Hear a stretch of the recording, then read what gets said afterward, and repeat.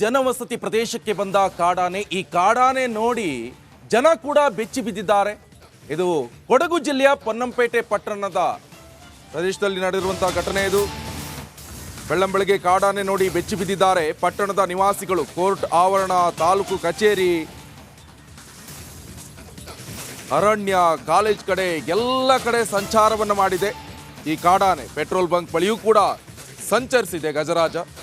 ಸ್ಥಳಕ್ಕೆ ಅರಣ್ಯ ಇಲಾಖೆ ಸಿಬ್ಬಂದಿ ಕೂಡ ಭೇಟಿಯನ್ನು ಕೊಟ್ಟಿದ್ದಾರೆ. ಆನೆಯನ್ನ ಕಾಡಿಗಟ್ಟಲು ಪ್ರಯತ್ನ ಕೂಡ ನಡೆಸ್ತಾ ಇದ್ದಾರೆ. ಕಾಡಿನಲ್ಲಿ ನೀರು, ಆಹಾರದ ಕೊರತೆಯಿಂದ ಬಂದಿರುವಂತಹ ಸಾಧ್ಯತೆ ಇದೆ ಅಂತ ಅರಣ್ಯ ಇಲಾಖೆ ಸಿಬ್ಬಂದಿಯವರು ಹೇಳ್ತಾ ಇದ್ದಾರೆ.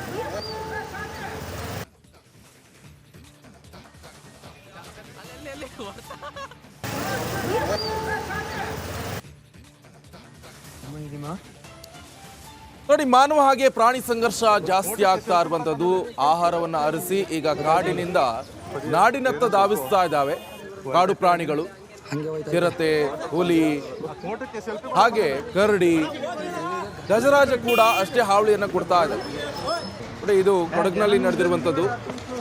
ಕೊಡಗು ಜಿಲ್ಲೆಯ ಪೊನ್ನಂಪೇಟೆ ಪಟ್ಟಣಕ್ಕೆ ಕಾಡಾನೆ ಬಂದಿರುವಂಥದ್ದು.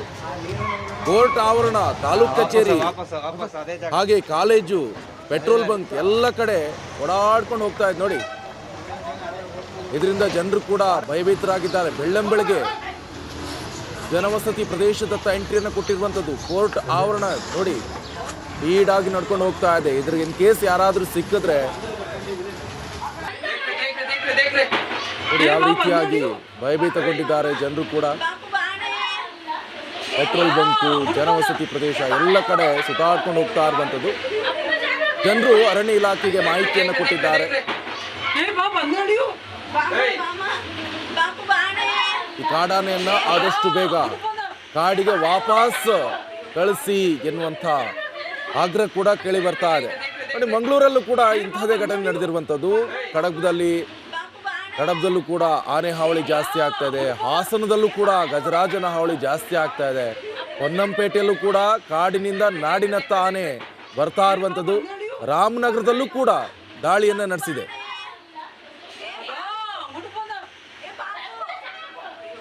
ಈ ಬಗ್ಗೆ ವನ್ಯಜೀವಿ ತಜ್ಞ ಆದಂತಹ ಜೋಸೆಫ್ ಅವರು ನಮ್ಮ ಜೊತೆ ದೂರವಾಣಿ ಸಂಪರ್ಕದಲ್ಲಿ ಜಾಯ್ನ್ ಆಗಿದ್ದಾರೆ. ಸರ್, ನಮಸ್ಕಾರ. ನಮಸ್ಕಾರ. ಹೇಳಿ. ಯಾಕೆ ಸರ್ ಇತ್ತೀಚಿನ ದಿನಗಳಲ್ಲಿ ಕಾಡ್ ಬಿಟ್ಟು ನಾಡಿ ಬರ್ತಾ ಇರುವಂತದ್ದು? ಈ ಆನೆಗಳು ಇರ್ಬೋದು, ಹುಲಿ, ಚಿರತೆ, ಕರಡಿ, ಏನ್ ಕಾರಣ ಇರ್ಬೋದು ಅಂತ? ಸರ್, ಒಂದು ಆಗ್ತಾ ಇರೋದು ಕಾರಣ ಅಂದ್ರೆ ನಮ್ಮ ಆನೆಗಳದ ಕಾರಿಡಾರ್ ಇದೆಯಲ್ಲ, ಅದು ಓಡಾಡೋ ಜಾಗ, ಕಾರಿಡಾರ್ನೆಲ್ಲ ಡಿಸ್ಟ್ರಾಯ್ ಮಾಡಿದ್ದಾರೆ ಜನ. ರಿಸಾರ್ಟ್ಗಳು, ಹೋಮ್ ಸ್ಟೇಗಳು, ಮಜಾ ಮಾಡೋ ಜಾಗಗಳೆಲ್ಲ ಮಾಡ್ಬಿಟ್ಟು ಕಾರಿಡಾರ್ನ ಡಿಸ್ಟ್ರಾಯ್ ಮಾಡಿದ್ದಾರೆ. Over the period of time ಒಂದು 20 ವರ್ಷದಿಂದ ನಡೀತಾ ಇದೆ. ಈಗಲೂ ಮಾಡ್ತಿದ್ದಾರೆ. ಅವ್ರಿಗೆ ಗೊತ್ತು ಕಾಡಾನೆ ಹಿಂಗ್ ಬರತ್ತೆ, ತೊಂದರೆ ಆಗತ್ತೆ ಅಂದ್ಬಿಟ್ಟು, ಆದ್ರೂ ನಾವು ಡಿಸ್ಟ್ರಾಯ್ ಮಾಡ್ಕೊಂಡ್ ಬಂದಿದ್ದೆ ಹ್ಯಾಬಿಟ್ಯಾಟ್. ಎರಡನೇದಾಗಿ ನಮ್ ಕಾಡೊಳಗೆ ಅದಕ್ಕೆ ಮೇವಿಲ್ಲ. ಅಲ್ಲಿ ಬೇರೆ ನಮ್ ಕಾಡೊಳಗೆ ನೋಡಿದ್ರೆ ಲಂಟಾನ, ಇಪ್ಪೋತೋರಿಯಮು, ಮತ್ತೆ ಸಣ್ಣ ಸ್ಪೆಕ್ಟೇಬಲ್ಸ್ ಎಲ್ಲ ಎಕ್ಸಾಟಿಕ್ ಸ್ಪೀಶೀಸ್, ಇನ್ವೇಸಿವ್ ಸ್ಪೀಶೀಸ್ ಬಂದ್ಬಿಟ್ಟಿದೆ. ಆಮೇಲೆ ಬ್ಯಾಂಬೂ ಇರೋದು ಅದಕ್ಕೆ ಮೇನ್ ಫುಡ್. ಅದು ಸಿಗ್ತಾ ಇಲ್ಲ ಈಗ. ಯಾಕಂದ್ರೆ ಒಂದ್ಸತಿ 45 ವರ್ಷಕ್ಕೆಲ್ಲ ಅದು ಸತ್ತೋಗುತ್ತೆ, ತಿರ್ಗಾ ರೀಜನರೇಟ್ ಆಗ್ಬೇಕು. ಅದು ಇನ್ನ ನಮ್ಗೆ ಅಷ್ಟು ಇದಕ್ ಮಟ್ಟಕ್ಕೆ ಬಂದಿಲ್ಲ. ಆಮೇಲೆ ಇನ್ನೊಂದು ಕಾರಣ ಹೇಳ್ಬೇಕಂದ್ರೆ, ಊರ್ ಪಕ್ಕ ಜನಕ್ಕೆ ಇವ್ರು ಹೇಳಿದ್ದಾರೆ, ಡಿಪಾರ್ಟ್ಮೆಂಟ್ ಅವ್ರು ಹೇಳಿದ್ದಾರೆ, ದಯವಿಟ್ಟು ಇಂಥದ್ದೆಲ್ಲ ಬೆಳೆಸ್ಬೇಡಿ, ಬಾಳೆ ಅದು ಬಂದು ತಿನ್ನೋಂಗೆ, ರಾಗಿ ಎಲ್ಲ ಹಾಕ್ಬೇಡಿ, ತೊಂದರೆ ಆಗತ್ತೆ ನಿಮ್ಗೆ ಅಂದ್ಬಿಟ್ಟು ಅದು ಹೇಳಿದ್ದಾರೆ. ಬಟ್ ಜನ ಮಾಡ್ಲೇಬೇಕು, ಅವ್ರ ಹೊಟ್ಟೆಪಾಡವ್ರು ನೋಡ್ಲೇಬೇಕಲ್ಲ. ಅವ್ರಿಗೆ ಏನು ಇದ್ ಮಾಡಕ್ಕೋ ಅದು ಒಂದು ಕಾರಣ ಅಂತ ಇರುತ್ತೆ. ಸೊ ಒಂದ್ ಏನಂದ್ರೆ ನಾವ್ ಹೇಳೋದು, ಈಗ ಪ್ರಯತ್ನ ಮಾಡ್ತಿದ್ದಾರೆ ಡಿಪಾರ್ಟ್ಮೆಂಟ್. ಈಗ ಗೌರ್ಮೆಂಟ್ ಅಷ್ಟೇ, ಎಲ್ಲಾ government, not just particular government, ಎಲ್ಲಾ ಗೌರ್ಮೆಂಟು ಅದಕ್ಕೆ ಬ್ಯಾರಿಕೇಡ್ಸ್ ಮಾಡ್ಬೇಕು ಅಂದ್ಬಿಟ್ಟು ಶುರು ಮಾಡಿದ್ದಾರೆ. ರೈಲ್ವೆ ಬ್ಯಾರಿಕೇಡ್ಸ್ ಕಟ್ಕೊಂಡ್ ಬಂದಿದ್ದಾರೆ. ಅದನ್ನು ದಾಟ್ತಾ ಇದೆ ಈಗ ಆನೆಗಳು ಕೆಲವು ಕಡೆ. ಸೊ ಅದು ಒಂದು ಚಾಲೆಂಜು. ಇನ್ನೊಂದು ಕಡೆ ಏನಂದ್ರೆ ಮಿಸ್ ಮ್ಯಾನೇಜ್ಮೆಂಟ್ ಅಂತ ಹೇಳ್ಬೇಕು. ಎಲ್ಲೆಲ್ಲ ಅವರು ಎಲಿಫೆಂಟ್ ಪ್ರೂಫ್ ಟ್ರೆಂಚಸ್ ಮಾಡ್ತಾರೆ, ಆನೆ ದಾಟ್ದಿರಂಗೆ ಟ್ರೆಂಚ್ ಮಾಡಿ ಸೋಲಾರ್ ಫೆನ್ಸ್ ಹಾಕ್ತಾರೆ, ಅದನ್ನ ಮೇಂಟೈನ್ ಮಾಡ್ತಿಲ್ಲ. ಸೊ ಅದು ಎಲ್ಲಿ ದಾಟದಂದ್ರೆ ಅಲ್ಲೇ ರೆಗ್ಯುಲರ್ ಆಗಿ ಹೋಗುತ್ತೆ. ಎಲ್ಲೇ ಬಿದ್ದಿದ್ಯೋ ಫೆನ್ಸ್, ಎಲ್ಲಿ EPT ತುಂಬಿದ್ಯೋ ಅಲ್ಲೇ ಹೋಗ್ತಿದೆ. ಸೊ ಈಗ ಊರಿಗೆ ಬರ್ತಾ ಇದೆ ರೆಗ್ಯುಲರ್ ಆಗಿ ಅಂದ್ರೆ, ಅದಕ್ಕೆ ಕಾಣ್ತಾ ಇರೋದೇ ನಮ್ಗೆ ಎಲ್ರಿಗೂ ಗೊತ್ತಿರೋ ವಿಷಯ ಏನಂದ್ರೆ, ಅದು ಯಾಕೆ ಬರ್ಬೇಕಂದ್ರೆ ಅದಕ್ಕೆ ಊಟಕ್ಕಿಲ್ಲ, ಊಟ ಏನಿಲ್ಲ ಒಳಗಡೆ ಕಾಡೊಳಗೆ. ಆಮೇಲೆ ಊರ್ ಪಕ್ಕನೆ ಬರುತ್ತೆ. ಅದು ಎಷ್ಟೋ ನಾವು ನೋಡಿದೀವಿ ಅಂದ್ರೆ ಒಂದ್ ಕಡೆ ಕಾಯ್ತಾ ಇರುತ್ತೆ ಆನೆ, ಸ್ವಲ್ಪ ಕತ್ಲೆ ಆಗಿದ ತಕ್ಷಣ ಎಲ್ಲ ಊರಿಗೆ ನುಗ್ಗುತ್ತೆ. ಈ ನಾಗರಹೊಳೆಗೂ ಅಷ್ಟೇ.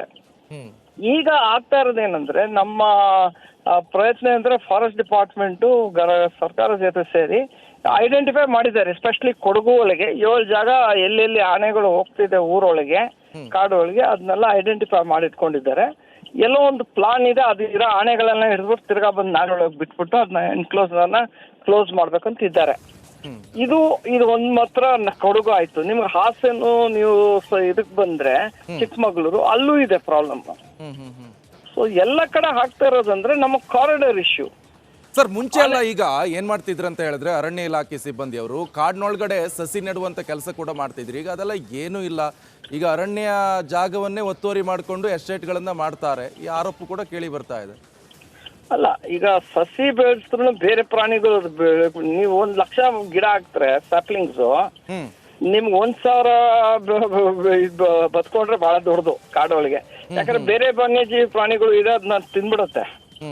ಸೊ ಅದು ಪ್ರೊಟೆಕ್ಷನ್ ಮಾಡಿ ಫೆನ್ಸ್ ಮಾಡ್ಕೊಂಡು ಅದು ಟ್ರೈ ಮಾಡಿದ್ದಾರೆ. ನಾವು ನೋಡಿದೀವಿ, ನಾಗರಹೊಳೆಗೆ ಟ್ರೈ ಮಾಡಿದ್ದಾರೆ, ಬಂದೀಪುರ ಟ್ರೈ ಮಾಡಿದ್ದಾರೆ, ಫೇಲಿಯರ್ ಆಗತ್ತೆ. ಬಂದೀಪುರ ನೀವು ಕೆರೆ ಕಟ್ಟೆ ಅಂತಿದೆ, ಅಲ್ಲಿ ಮಾಡಿದ್ರು, ಬ್ಯಾಂಬೂ ಹಾಕಿದ್ರು, ಅಲ್ಲಿ ಏನಾಗಿಲ್ಲ, ಅಲ್ಲಿ ಹಂಗೆ ಬಿದ್ಕೊಂಡ್ಬಿಟ್ಟಿದೆ ಸಿಸ್ಟಮ್, ಅದು ಹಾಳಾಗೋಗಿದೆ.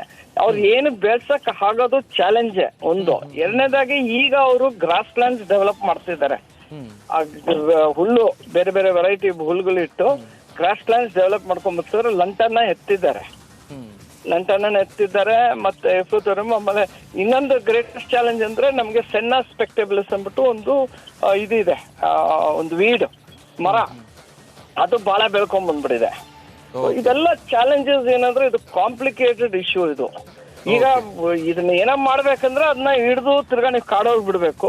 ಬಟ್ ಕಾಡೋಗಿ ನೀವು ವಾಪಸ್ ಬಿಟ್ರು ನೀವು ಈಗ ಹಾಸನಿಂದ ಹಿಡಿದ್ಬಿಟ್ಟು ಬಂದೀಪುರಕ್ಕೆ ಬಿಟ್ರೆ ಅದು ಅಲ್ಲಿಗೆ ಹುಡ್ಕೊಂಡು ಹೋಗುತ್ತೆ ಜಾಗನ. ಈಗ ನೀವು ಗೊತ್ತಿರಂಗೆ ವೇನಾಡೋಲ್ ಗಲಾಟೆ ಆಗಿದೆ. 2 ಆನೆ ಬೇಲೂರಿಂದ ಇಟ್ಕೊಂಡ್ಬಂದು ಇಲ್ಲಿ ಬಿಟ್ರು ಹಾಸನಿಂದ, ಇಲ್ಲಿ ಮೂಳೆಹೊಳೆ ಬಂದೀಪುರ ಒಳಗೆ. ಅದು ವೇನಾಡು ಕೇರಳಕ್ಕೆ ಹೋಗಿ 1 ಆನೆನ ಸಾಯಿಸಿದ್ರು, ಇನ್ನೊಂದು ಆನೆ ಅದು ಯಾರನ್ನ ತುಳಿದ್ಬಿಟ್ಟು ಅದು ಆನೆನ ಹಿಡಿಬೇಕು ಅಂದ್ಬಿಟ್ಟು ಈ ಪ್ರಯತ್ನ ಮಾಡ್ತಿದ್ದಾರೆ. ಸೊ ಇದು ಒಂದ್ ಕಡೆ ಪ್ರಾಬ್ಲಮ್ ಇದ್ದಾಗ ಇನ್ನೊಂದ್ ಕಡೆ ತಂದಿದ್ರು ಅದೇ ಪ್ರಾಬ್ಲಮ್ ಕಂಟಿನ್ಯೂ ಆಗುತ್ತೆ. ಕಾರಿಡಾರ್ಸ್ ಇಂಟ್ಯಾಕ್ಟ್ ರೀಸ್ಟ್ರಕ್ಚರ್ ಮಾಡಿದ್ರೆ, ರೀಎಸ್ಟಾಬ್ಲಿಷ್ ಮಾಡಿದ್ರೆ ಒಂದು 10% to 20% ಆದ್ರೂ ಪ್ರಾಬ್ಲಮ್ ಸಾಲ್ವ್ ಆಗತ್ತೆ. ಬಟ್ ಎಲ್ಲರೂ ಪ್ರಯತ್ನ ಬೇಕು. ಈಗ ಸರ್ಕಾರ ಲ್ಯಾಂಡ್ ತಗೊಳಕ್ ರೆಡಿ ಇದ್ದಾರೆ, ಕಾರಿಡಾರ್ಸ್ ಎಲ್ಲೆಲ್ಲಿ. Thank you so much Joseph ಅವರೇ, ಬಹಳ ಚೆನ್ನಾಗಿ ಎಕ್ಸ್ಪ್ಲೈನ್ ಮಾಡಿದ್ರೆ. ಸರ್ಕಾರ ಕೂಡ ಎಚ್ಚೆತ್ಕೊಳ್ಬೇಕಾಗತ್ತೆ. ಇತ್ತೀಚಿನ ದಿನಗಳಲ್ಲಿ ಸಾವು ನೋವು ಕೂಡ ಸಂಭವಿಸಿರುವಂತದ್ದು.